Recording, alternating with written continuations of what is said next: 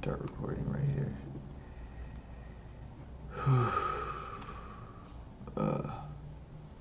Excellent connection.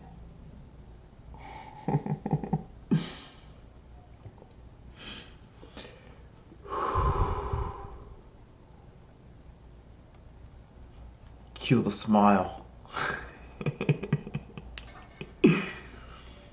Hello, this is Chatting with Abby, and I'm Absird. Erin's here, she's chilling. Oh man. Chatting with Abby about personal flaws. That was the title for this one.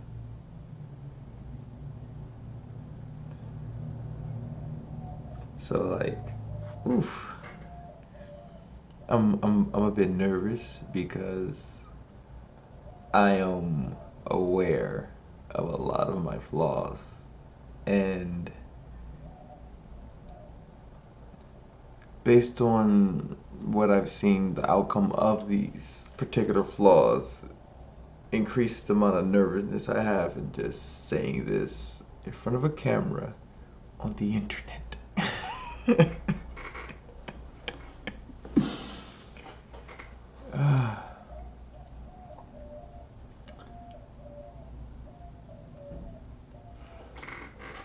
I don't want to accuse people. I know that often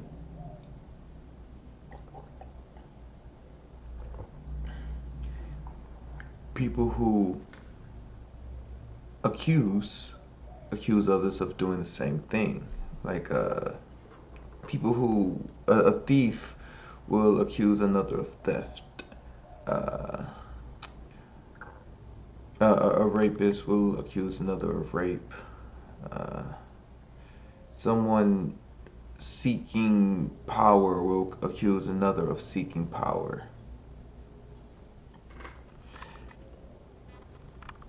But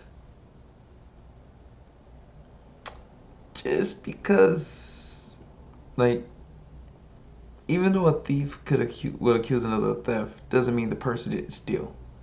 It could also mean that because this thief practices stealing, they learn to recognize that behavior. And so they're like, hey, they just did something I would do. I bet you they're stealing because I would do that. And so sometimes people accuse me of being opinionated. And even though I understand why they would accuse me, it doesn't mean that what they say doesn't have merit. I want to focus more on the actions rather than the person that is displaying the behavior. And I also know that a hit dog yelps. I heard my homie say that. Apparently it's a more popular phrase than I thought. I just hadn't heard it. A hit dog yelps. So if I am saying the action, then the ones guilty of the action will accuse me as well. So it's like, how do I have to focus more attention on how I'm thinking about words, so that I can be more confident that I'm not accusing. The confidence is being based because a lot of these times where people say, oh, you're doing this, you're doing this, you're doing this, and then I go back and review the information and I don't see it. And then I ask them, hey, listen, I didn't see it. Can you show me where it is? And then they just repeat the same things. It's like, oh, okay. So you don't know where it is either. You're just saying it. All right. There's no X on the map. You just like, I know there's something over there. You go check. Okay. The thing about focusing on actions rather than accusing people is because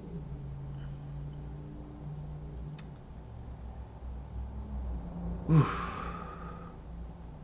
was gonna say that the action doesn't affect how I view the person, but I'm sure it does because the action does change how I behave toward that person.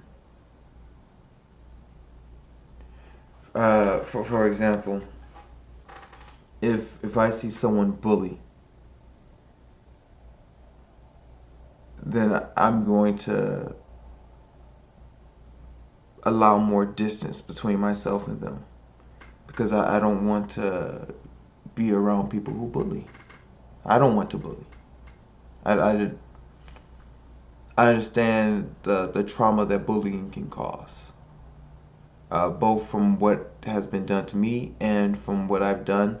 Plus, using my homie Donald King's explanations for about how trauma works and like trauma being a fear of disempowerment, how narcissism is born from trauma. Um, I listened to his explanations in my own life.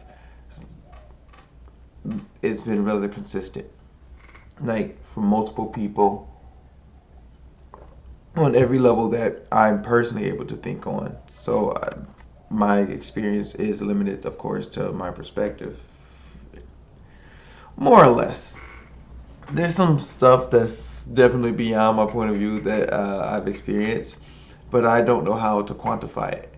And because I don't know how to quantify it, it feels kind of weird telling somebody about it. Because then it's like, I don't want you to believe me. You don't have to believe me. It's not important to me that you believe me. So I don't say it for you to believe me. I say it because I haven't seen any reason to not think this is true. Because everything that occurs matches this experience that I'm having. And only time that what occurring doesn't match this experience is like my feelings don't match the experience and what's occurring. But the experience and what's occurring have been consistent. It's just how I felt about it has been inconsistent. So I don't want to accuse people, and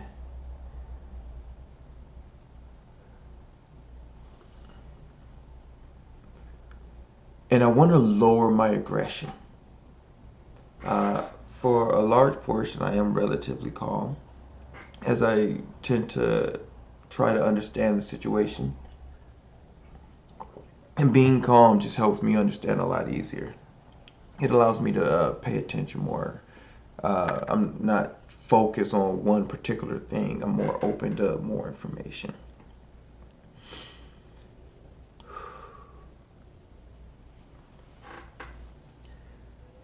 I can see aggressiveness when certain thought processes form. They have a ripple effect. So if I get hungry, I don't even have to be hungry. If I think about my favorite snack, maybe I see a poster or maybe it's on TV.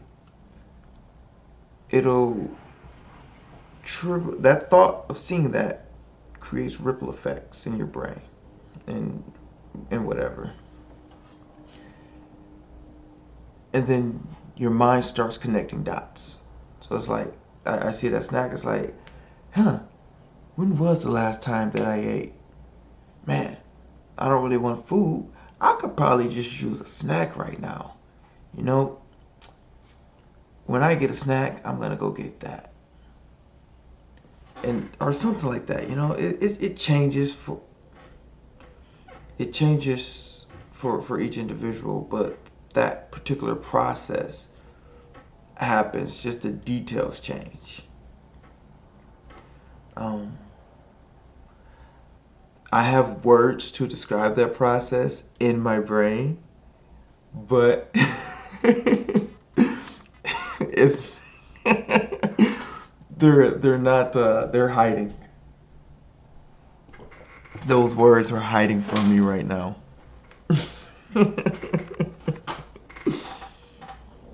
So I'm gonna have to use different words. The words that I have access to.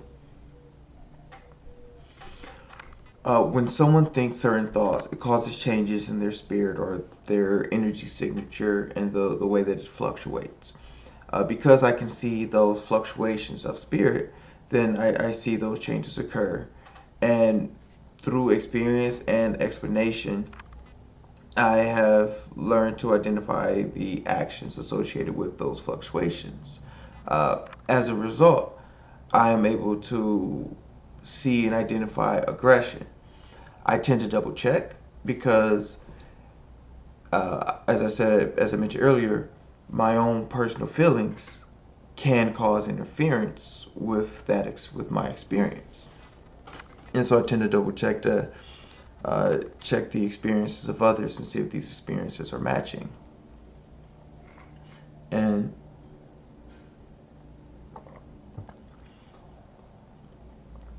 as a result, that's why I try to call out the action, because the changes that occur in their spirit the, have been consistent. Like, no matter who the individual is, no matter, like, whether it's, now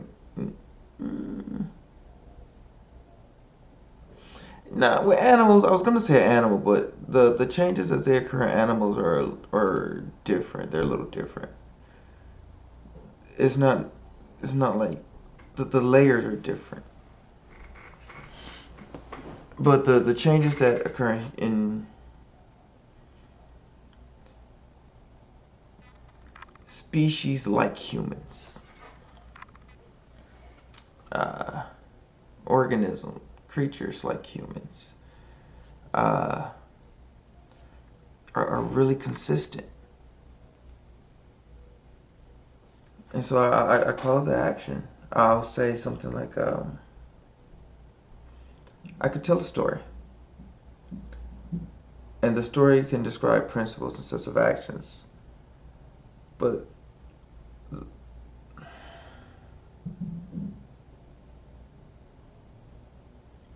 I'm sorry.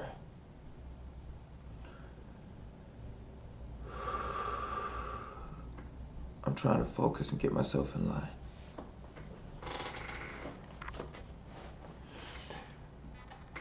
I see the aggression build up in the spirit.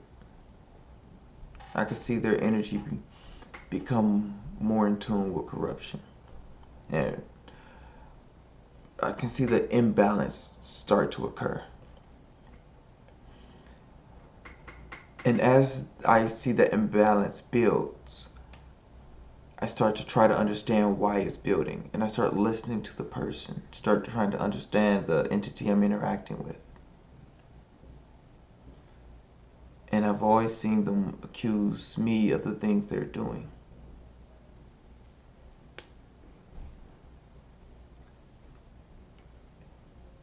And so it helps me understand what they're doing, since they're telling me, it's like, oh, you're just caught up in your ego. You just think you're better than me. It's like, so why do you think I'm better than you?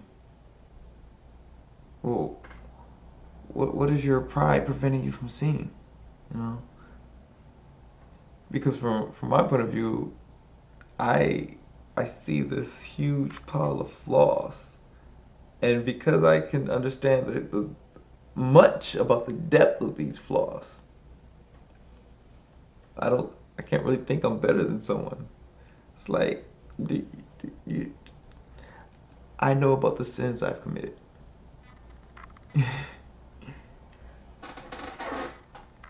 I am overly sexual. I'm overly sexual because these are the results from dealing with an addiction. Right? Uh, in a lot of my songs. It's mentioned in a lot of my songs.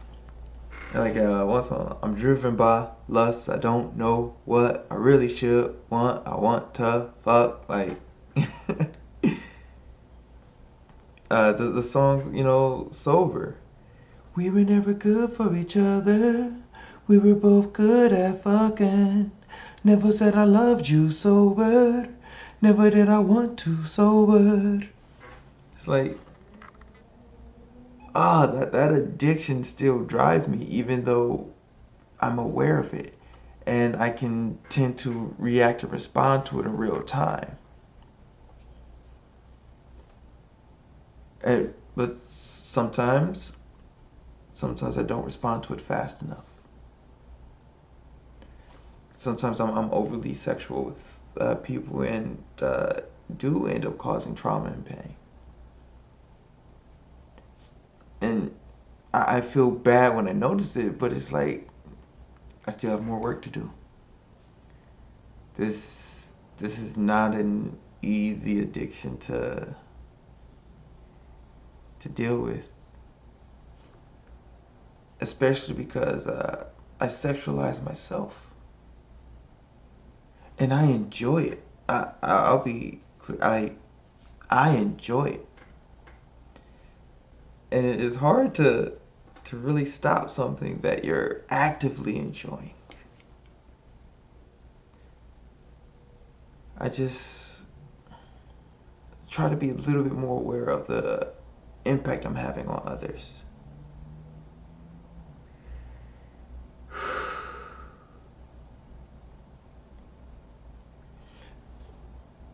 I still have body dysmorphia, which is why I enjoy sexual attention. And, me being cute and all that helps. It's just I don't always see me as cute. I see me as this pile of flaws. Because there are these lists of accomplishments. These are lists of things that have occurred.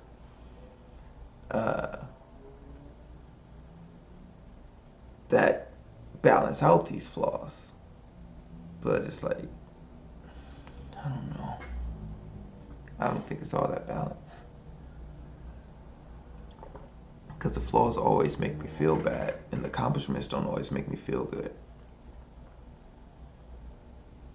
Because to me, the accomplishments were just, they were things that happened. Like, not even, that's why I don't want to say accomplishments. I want to say occurrences. Like, me going to heaven doesn't make me feel special. It tends to make me feel lonely. Because I want to share that experience. Oh, I want to repeat that experience. And it's not limited to that. Things that brought me wonderful feelings. I want to repeat, like, part of the reason that I'm honest is because it feels great to be honest. Oh my goodness, and I want to share that experience. Like, you know the type of sleep I get?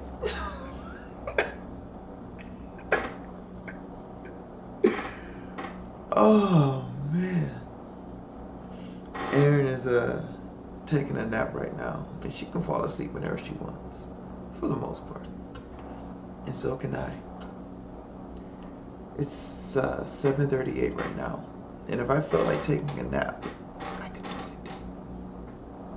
Sleep about 20 minutes, maybe an hour, and wake up and finish going about my day. I'm not going to. I have things that must be done today.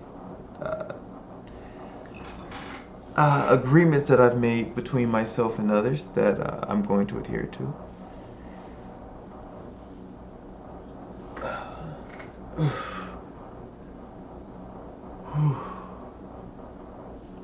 This is the relief from being honest. Because those are difficult things for me to say. Those are difficult things for me to put out into the world. Those are also things that I want people to know about me. I had a conversation about boundaries and how a lot of these walls that people are putting up are designed to make them more comfortable in traumatic situations. And someone, no, and I don't want people to hear me say things and think, oh, he thinks this is good or he thinks this is bad. I'm not describing things as good or bad. I'm simply describing things that I have seen, and I'm basing these on reasonings that have been taught and given to me and shown to me. Like, I'm not trying to base these on my understanding. There's an understanding that existed before me, and I'm trying to base them on that understanding, the one that existed before me and that exists after me, that exists outside of me. So these aren't like, oh, I see things this way. It's not about how I see things. It's about how things are. And I'll share how I see things, and I'll listen to how you see things. Because I'm aware that how I see things is sometimes influenced by my feelings. And I just try to lower that influence. Hey, I want to talk to you. I want to talk to you.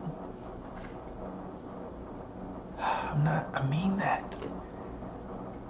There are some people we arrange conversations and, well, sometimes I forget to film it. Not everything has to be filmed. But I want to get more people on the camera. I received some, we've been talking, and some of the feedback says that it's a bit more enjoyable when there's more than one voice in a conversation. So I'm going to try to bring more voices to the conversation.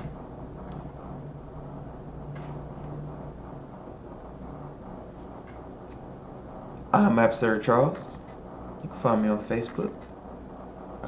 My Instagram is Absird1, ABSIRD1. My Cashapp, ABSIRD. Make it ring. Hey, I love when that Cashapp ring. Hey, I'm just. I apologize if that was too loud. I think I just saw the levels peak.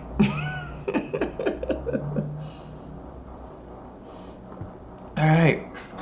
Hey, join the conversation. Hit me up. Talk to me in person. Talk to me online. I'll try to bring it to the conversation. I'm going to try to bring more voices to the conversation as well. Hope you all have a wonderful day. Abby, out.